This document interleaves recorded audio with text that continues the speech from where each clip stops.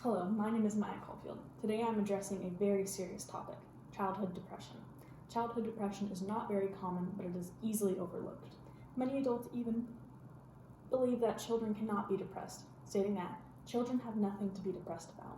Careless thoughts like this can cause the loss of a life, so please listen to the following presentation carefully. Depression is a very serious mental illness that negatively affects how you feel, think, and act. When kids have depression, it's hard for them to make an effort, even when doing things that they used to enjoy. Depression can make kids feel worthless, rejected, or unlovable.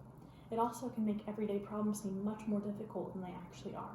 Depression in children can be hard to catch because symptoms in children can be different from symptoms in adults.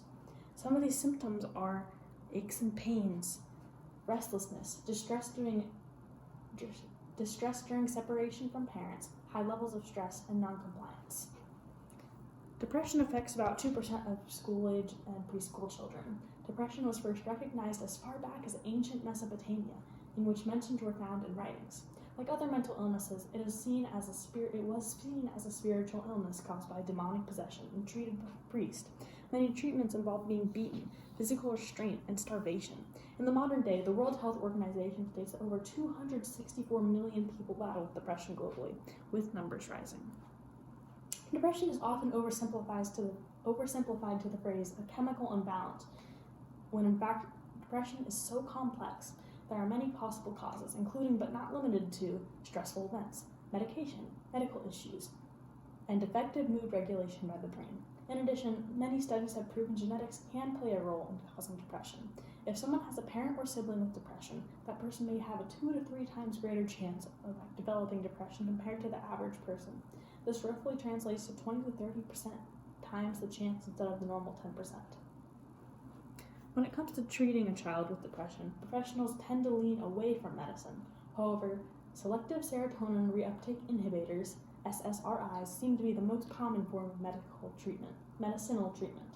As for non-medicinal methods, therapy is often recommended. Cognitive behavioral therapy and interpersonal therapy are 2 common types. Cognitive behavioral therapy is goal-oriented and uses practical approaches to problem solving. Its goal is to change patterns of thinking or behavior that cause difficulties. Interpersonal therapy focuses on you and your relationships with other people. It is based around the idea that personal relationships are at the center of psychological problems. When it comes to accommodating children with depression, there are quite a few things that we should do. Every child needs support differently, but here are some general things. We would need to make sure that they are socially included and help them feel motivated to do their work. We would also need to make sure that they feel welcome. In addition, it would be important to have check-ins with the child to understand how they feel and try to help them.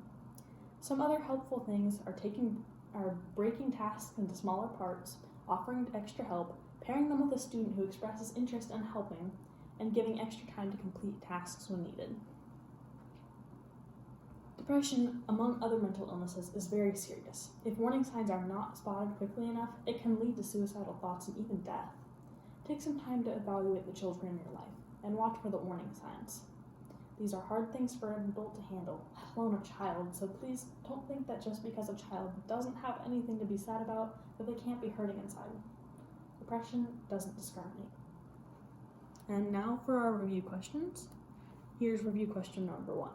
Which of the following could be symptoms of childhood depression? Oh wait.